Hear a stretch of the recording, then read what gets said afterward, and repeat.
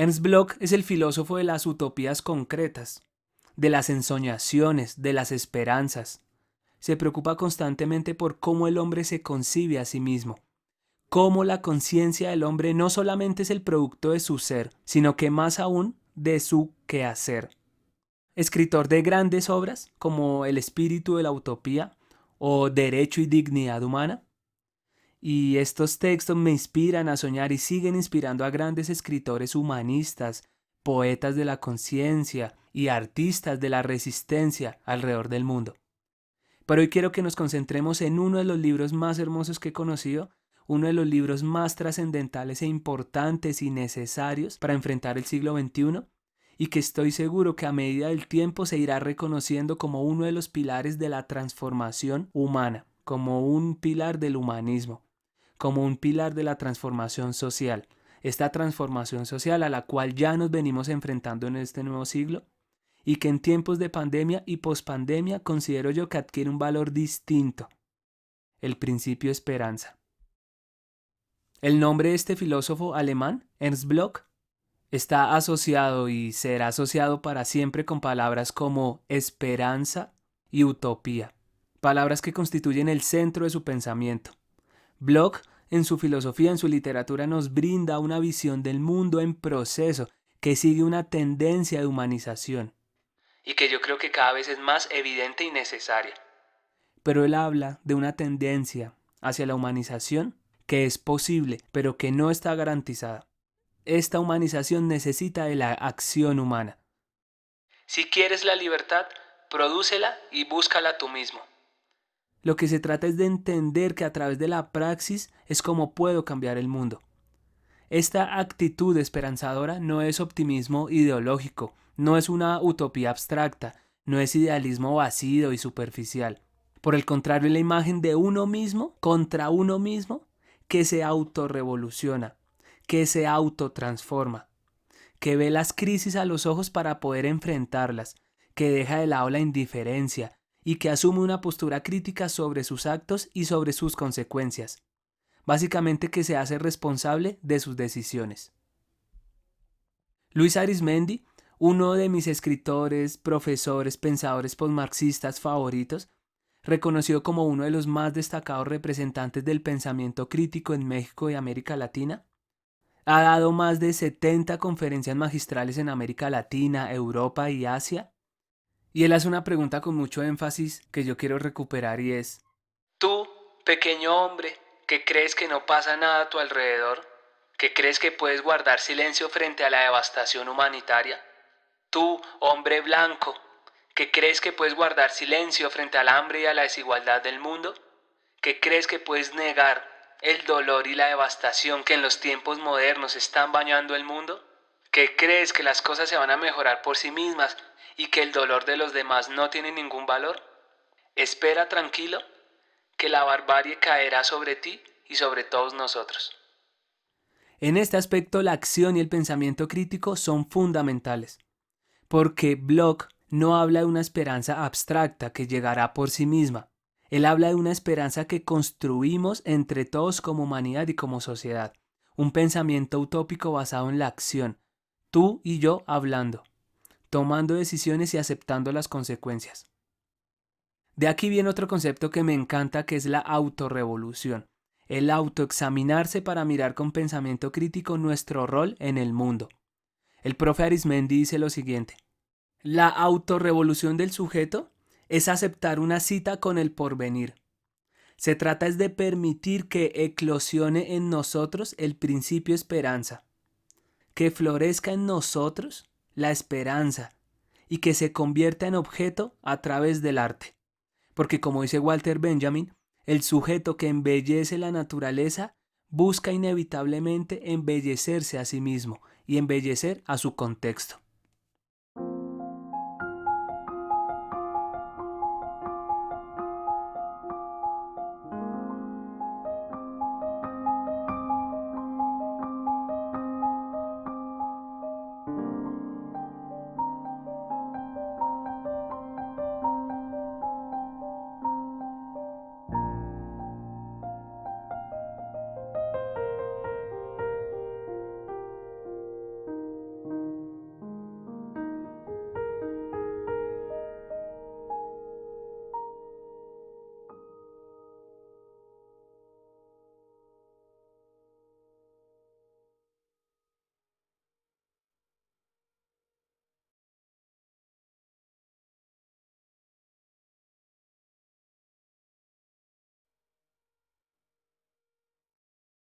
Hola, te saludo, mi nombre es Miguel Ángel, bienvenido, bienvenida al Antroporradio.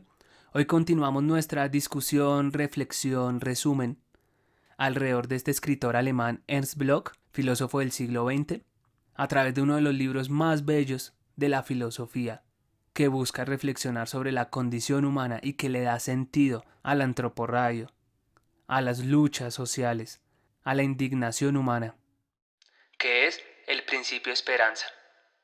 Entonces comencemos. Dice el profesor Arismendi, El principio de esperanza es un libro que te cambia la vida. Es un libro imprescindible. Es un libro que hay que leer. Recordemos que Bloch escribe este libro mientras estaba exiliado en Estados Unidos, resultado de la explosión de la Segunda Guerra Mundial en Europa. Y por eso es que encontramos en el libro este tinte combativo de Bloch. El bien debe sobreponerse sobre lo maligno, que el mundo será lo que estemos dispuestos a construir, que depende de lo que nosotros elijamos que es y será nuestro porvenir. Busco recuperar el principio de esperanza porque en la actualidad, en el siglo XXI, es evidente cómo la barbarie está tendiendo a preponderar. Los pensadores anteriores a Marx entendían a la razón como causante de toda decisión humana. Pero yo creo, y hoy en día nos estamos dando cuenta, que realmente el poder lo tiene su contrario directo, es decir, la estupidez, la ignorancia. No el mal uso de la razón, sino por el contrario la mediocridad en su cultivo, la decadencia cultural. Dice el profesor Arismendi, la estupidez es tan astuta como poderosa. Y haciendo aquí un pequeño aparte para matizar un poco qué es este concepto de estupidez humana, pues entendía en términos filosóficos, la estupidez humana consiste en que incluso allí donde una utopía podría renacer y consolidarse, nosotros nos aferramos y permitimos que una maldita tragedia se abra camino. Bloch nos invita a luchar por el mundo, sin negar la barbarie, creer en la esperanza, apostar por ella. Es cierto que si vemos la historia del siglo XX y el siglo XXI, vemos que la barbarie nunca ha dejado de existir, que simplemente cambió de lugar, que se normalizó. Sin embargo, aunque estos años ya son conocidos por muchos como los siglos de las tinieblas, estamos en una etapa, en un momento trascendental en la historia humana porque nos estamos dando cuenta cómo está renaciendo el ser humano. Cómo de esta inconformidad social generalizada que ya ha desarrollado también porque hemos visto protestas alrededor del mundo, los movimientos feministas son otra muestra de la inconformidad social que se ha ido acumulando. La minga, cientos de expresiones culturales y políticas del ser humano que está diciendo basta, nos está mostrando cómo el siglo XX y el siglo XXI nos lo han vendido como el siglo de las tinieblas, pero ahora estamos llegando a un punto de quiebre, donde está llegando un renacer, una renovación del ser humano, que estamos anhelando, deseando, luchando formas de vida más dignas. Y ya aquí no estamos hablando ni de partidos políticos, ni de comunismo, ni de socialismo, porque aquí es muy fácil rotular. Lo que estamos anhelando es justicia, es tranquilidad, es paz, humanismo. Por eso me parece que es importante retomar el principio esperanza, porque el principio esperanza le da sentido a las luchas populares, le da sentido a la indignación humana, le da sentido a la inconformidad, le da sentido a la protesta, le da sentido a la revolución, básicamente. Bloch también nos propone una resignificación de los límites del tiempo, una transformación del ser humano. ¿Y cómo lo hace Bloch?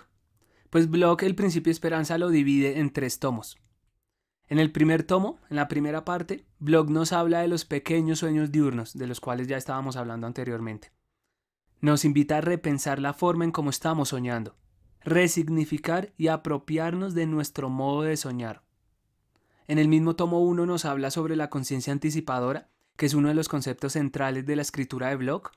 Anticipar el mundo que queremos por medio de la fe, por medio de la acción, creer en nosotros mismos, creer que es posible un mundo material donde nos sumerjamos en una nueva y mejor forma de vida, identificar los intereses privados y los mecanismos del poder que quieren mantener estos sueños bloqueados y buscar en mí el potencial necesario para ser más de lo que soy. Otro principio existencialista también, que ya lo he mencionado en otros programas. El ser humano tiene la capacidad de perfeccionarse a sí mismo. Entonces la pregunta es, ¿crees que puedes guardar silencio frente a la muerte de los inocentes en Siria y en gran parte de Oriente? O bueno, no nos vayamos tan lejos, las masacres en Colombia, los muertos en las montañas, tanto soldados como guerrilleros. ¿Podemos guardar silencio frente a los desplazados ambientales de todo el mundo? ¿Podemos guardar silencio frente a la creciente desigualdad en este sistema piramidal y esclavizante? Bloch dice que un sujeto que niega su realidad es un ciego por decisión. Y el problema radica en que esta indiferencia alimenta la barbarie, porque la barbarie no se detiene, se alimenta gracias a sus siniestros líderes, a las personas que les interesa que la devastación y la barbarie se mantenga, pero también se alimenta de sus súbditos, y estos súbditos pueden ser o por complicidad o por ignorancia. ¿Y por qué por ignorancia? Porque la ignorancia es el resultado de la falta de voluntad, y la falta de voluntad es otra forma de complicidad. En el mismo tomo 1, Bloch también amplía el concepto de utopía. Bloch considera que la utopía es una revolución que comienza cuando busco la recuperación de mis subjetividades. Y por eso es que es importantísima la expresión artística, la enseñanza artística respectivamente. Resignificar nuestra relación con el tiempo libre, porque ahí es donde aprendemos a soñar, alimentamos nuestra necesidad de creación, nuestra búsqueda de la libertad. En el tomo 2, Bloch reflexiona sobre la eclosión del pasado, mirar la historia de las utopías abstractas, es decir, mirar los sueños de cambio del pasado que se quedaron simplemente en palabras, que nunca pasaron a la acción, aquello que nunca pudo ser real, que se quedó en el mero discurso. Aquí es donde aparece la contradicción de creer y de querer algo bueno, pero aceptando el mal establecido. Es decir, se compensa el dolor con una generalizada resignación. Entonces yo me pregunto, ¿por qué nos es tan difícil creer en la utopía? ¿Por qué todavía hay grandes sectores de la sociedad que asumen que la utopía no vale la pena? Que la utopía tiene un horizonte tan vasto de posibilidades que es una pérdida de tiempo pensar en ella. Y yo pienso, y lo desarrolla Bloch, y me parece un punto también crucial del libro, es que hemos olvidado que la utopía es un sentimiento eterno. La utopía estuvo antes de nosotros y la utopía seguirá estando después de nuestra muerte. Siempre ha existido y siempre existirá el deseo de un porvenir diferente. El ser humano siempre ha tenido el principio esperanza dentro de sí. Entonces es nuestra decisión aceptarlo en nuestra vida o simplemente asumir el dolor y la devastación. La utopía viene con nosotros cuando nacemos y cuando nos vamos, la utopía se mantiene y se traspasa por generaciones. El pensamiento utópico, la esperanza, se hereda y se enseña. Por eso es que ya lo desarrollado a través de Paulo Freire, considero que es importante que la esperanza haga parte de nuestras prácticas pedagógicas y que el docente amplíe el discurso utópico en las aulas de clase. Esta noción eterna de la utopía es la que nos enseña que todas nuestras acciones sí tienen un sentido y que todas nuestras acciones sí repercuten en el tiempo. Pensar y ver el mundo de forma utópica, ver el mundo de forma esperanzadora, ver el futuro y el porvenir a través del principio de esperanza, alimenta este nuevo proceso de creación.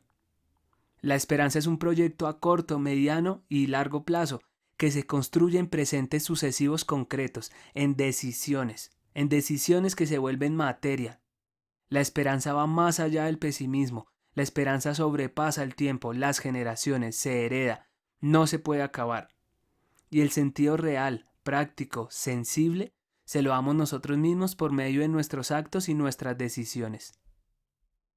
En el último tomo, Bloch analiza las utopías abstractas de la modernidad y nos plantea cómo no podemos seguir asumiendo que debemos vivir en la decadencia, en el miedo, en la incertidumbre. Nos invita a darnos cuenta que el sueño deja de ser un sueño cuando se alimenta de fuerza.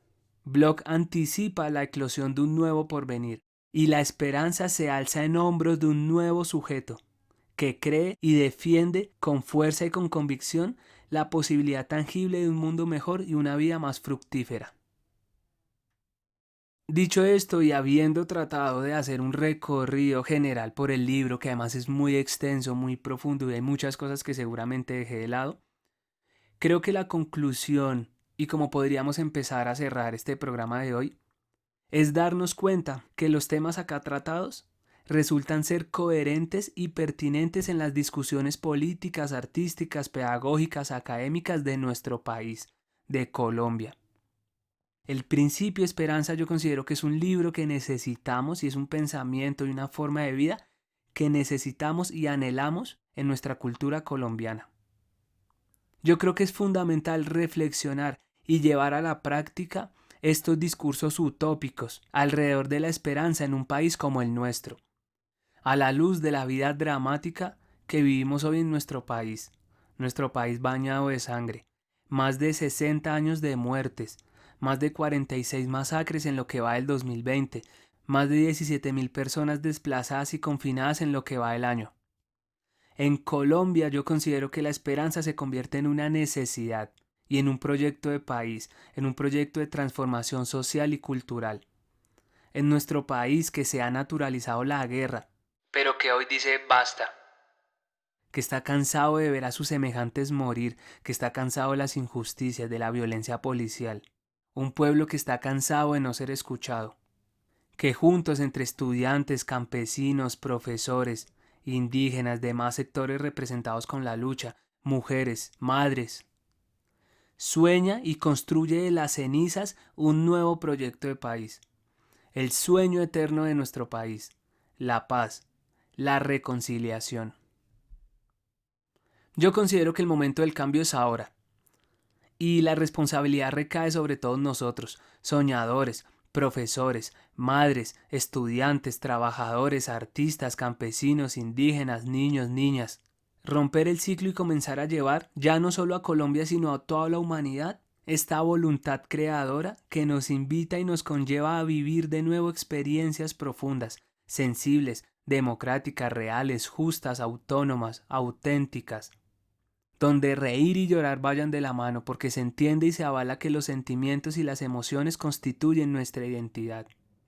Recuperar desde la expresión artística y la enseñanza artística en los colegios y demás espacios pedagógicos nuestro derecho a conectarnos con nuestro interior en función de canalizar nuestros miedos y nuestras preguntas frente a la experiencia humana.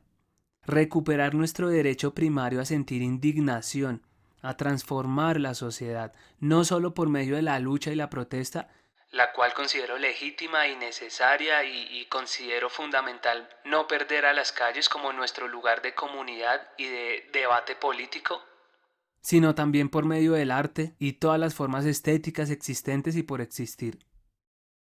¿Esto es imposible? Para nada. Nacemos como hombres libres y nuestro compromiso es morir como tal, rompiendo las barreras culturales y los paradigmas ortodoxos del poder que buscan anclarnos para siempre a una vida vacía y superficial, donde la felicidad se encuentra empaquetada en experiencias efímeras, donde la tranquilidad se compra y se encuentra en el consumo de elementos paradójicamente reales que suplen necesidades ficticias, donde pensar por sí mismo es un crimen y tener miedo es la única respuesta, donde las emociones deben estar guardadas en lo más profundo de nuestro ser y cualquier muestra de afecto, solidaridad, respeto, comprensión, humanidad debe verse de forma sospechosa, oscura o amenazante.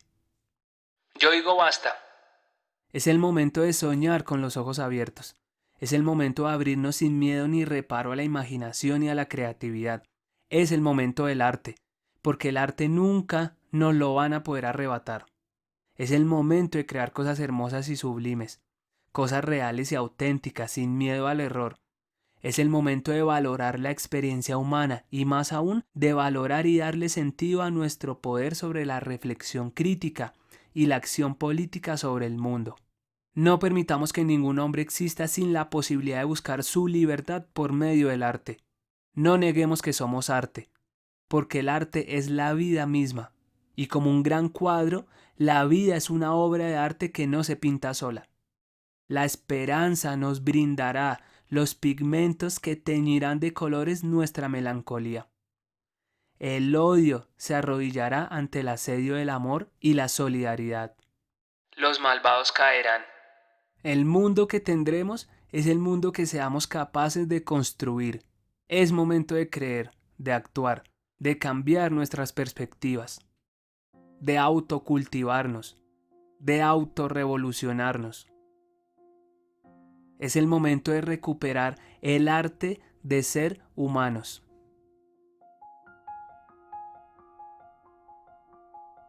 Muchas gracias por escuchar. El principio Esperanza es el cierre de esta primera etapa del Antroporradio. Y no me quiero despedir sin antes recordarte que se acerca un nuevo porvenir, un mundo diferente, un nuevo proyecto de ser humano, una nueva experiencia de vida. Que este nuevo porvenir más fructífero, más prometedor, diferente, alternativo, está más cerca de lo que nosotros creemos. Te envío mucho amor a la distancia.